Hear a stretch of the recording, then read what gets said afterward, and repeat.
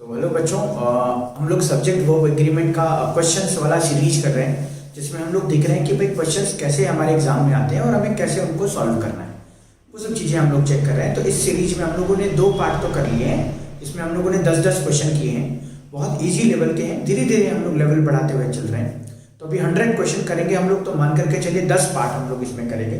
तो 2 पार्ट हो चुके हैं, तो तीसरे वाले पार्ट पे आज हम लोग हैं। देखते हैं कि क्वेश्चंस का लेवल थोड़ा सा ऊपर हुआ है और किस तरीके से हमें इन क्वेश्चंस को सॉल्व करना है। तो आइए देखते हैं क्वेश्चंस को। तो क्वेश्चंस क्या लिखा हुआ है?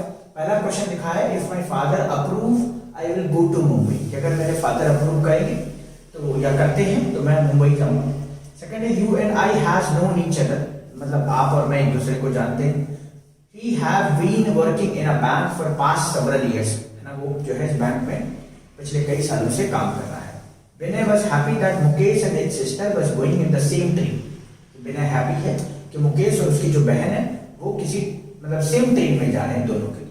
If you follows my instructions, आगे सेंटेंस कुछ भी हो सकता है, लेकिन एरर यहीं पे ही है, तो हम लोगों ने इसको यहीं पे खत्म कर दिया कि if you follows my instruction, अगर आप मेरे इंस्ट्रक्शन को फॉलो करेंगे। The climate of this place do not suit me, कह रहा है कि भाई इस प्लेस का जो क्लाइमेट है वो मुझे सूट नहीं करता। The behavior of the 5 students are pathetic. उसके बाद एक भाई either of the 5 boys get selected for this post, 5 लड़कों में से कोई एक लड़का है जो select हुआ है इस पोस्ट के लिए। The Arabian Nights have lots of होना चाहिए, lots of interesting stories for young students। ये जो Arabian Nights जो एक बुक का नाम है, have lots of interesting stories, उस बुक में बहुत अच्छी स्टोरीज हैं यंग स्टूडेंट्स के लिए। और लास्ट वाला कह रहा है, the rich is honest in this country, इस कंट्री में जो रिच है ना वो ऑनेस्ट है। चलिए जरा कई क्वेश्चन तो आप लोगों ने वैसे ही कर लिए होंगे, और जो बाकी के बचे हुए क्वेश्चन हैं वो हम लोग उनको करते हैं और आपको भी समझ में आ जाएगा कि कौन सा क्वेश्चन क्यों सही हो रहा है। तो जरा चलते हैं पहले वाले क्वेश्चन की तरफ कि if my father approve I will go to Mumbai. आप देखना जरा, यहाँ पे 2 सब्जेक्ट है। एक तो सब्जेक्ट ये है माय फादर और एक सब्जेक्ट है आई। अब इस आई के लिए जो वर्ब है वो विल है, इस माय फादर के लिए जो वर्ब है वो अप्रूव है। अब माय फादर एक अकेला सिंगल पर्सन है तो सिंगुलर हो जाएगा सब्जेक्ट, और अगर सिंगुलर होगा तो ये मेन वर्ब इस सब्जेक्ट के लिए ये मेन वर्ब नहीं, तो अप्रूव को मुझे करना पड़ेगा approves.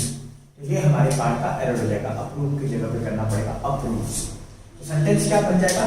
If my father approves I will go to Mumbai. अगर मेरे फादर अप्रूव करते हैं तो मैं मुंबई जाऊंगा। अच्छा, इस सेंटेंस को इस तरीके से भी लिख सकते थे कि if my father will approve, अगर मेरे पिताजी अप्रूव करेंगे तो मैं मुंबई जाऊंगा। सेंटेंस तो यही ठीक था, लेकिन एक रूल है टेंस का जो कहता है कि अगर 2 सेंटेंस जो है ना पास्ट फ्यूचर में है और एक सेंटेंस का एक्शन दूसरे पे डिपेंड है, तो पहले वाला जो सेंटेंस है ना उसको हम लोग प्रेजेंट में ले लेते हैं। जैसे पहले उसके फादर अप्रूव करेंगे कि पहले वो मुंबई जाएगा, तो पहले तो उसके फादर अप्रूव करेंगे तब मुंबई जाएगा। तो जो पहला वाला एक्शन है ना उसको सिंपल प्रेजेंट में लाना पड़ेगा। तो इफ माय फादर अप्रूव्स होगा या इफ माय फादर अप्रूव होगा, सही तो अप्रूव्स है। इस वजह से इसमें क्या करें, सिंपल प्रेजेंट लिए यहाँ और यहाँ फ्यूचर को लिए। सेकंड वाले की तरफ चले, you and I has known each other. अब बाकी तो सब ठीक है, इस वाले चैप्टर में हम लोग सिर्फ वर्ब का एरर देखेंगे।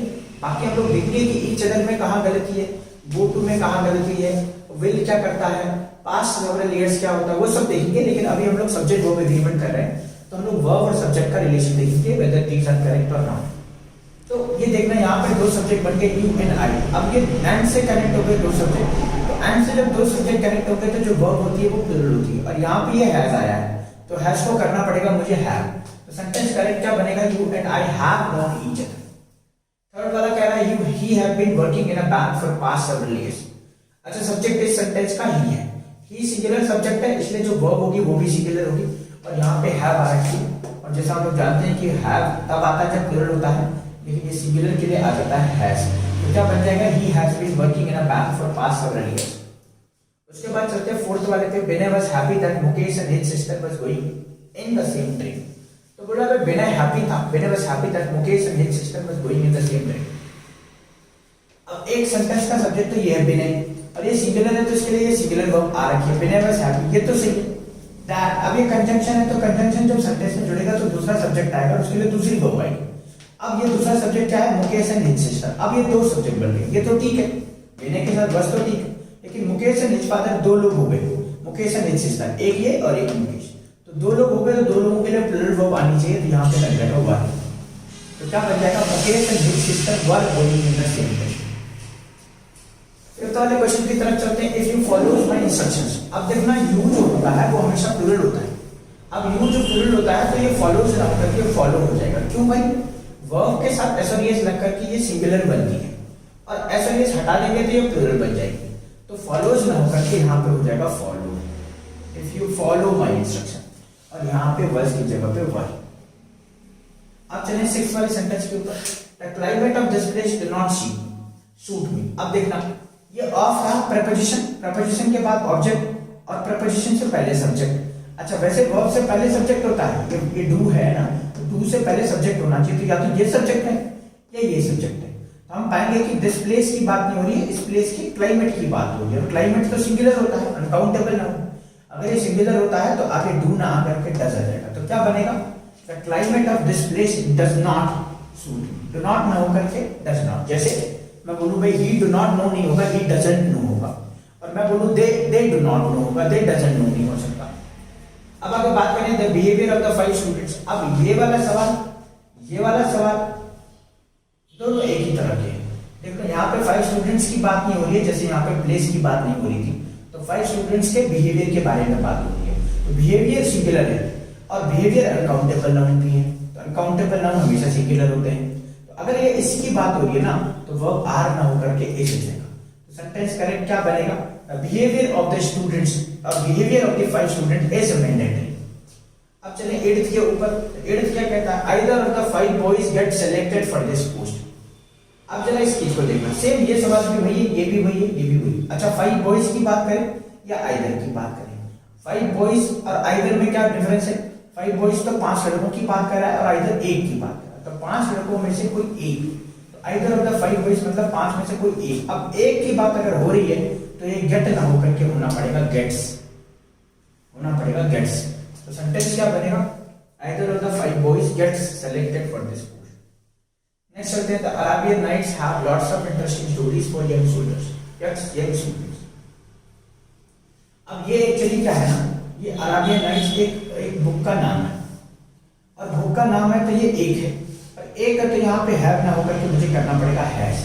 तो क्या बनेगा sentence, the Arabian Nights is और the Arabian Nights has lots of interesting story. जैसे मैं आपको बात करूं विंग्स ऑफ फायर जो एपीजे अब्दुल कलाम की बुक है, हम कहेंगे wings of fire is a good book. हम ये नहीं कहेंगे wings of fire are a good book, नहीं एस क्यों, वो पूरा टाइटल है, वो उस बुक का पूरा नाम है। तो नाम को हम लोग सिंगुलर कंसीडर करेंगे, केवल बुक के नाम को ही नहीं, हम लोग कंट्री के नाम को, डिजीज के नाम को, गेम्स के नाम को, उन सबको भी सब्जेक्ट के नाम को सिंगुलर लेते हैं।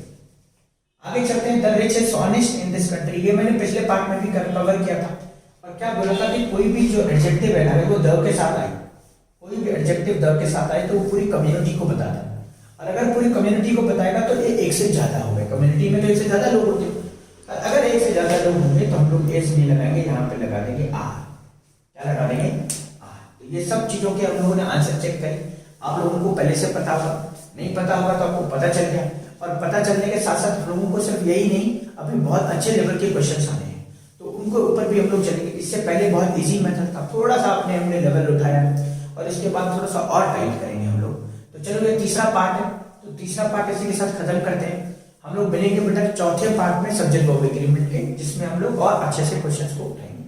तो आज के लिए इतना ही रखते हैं। Thank you so much.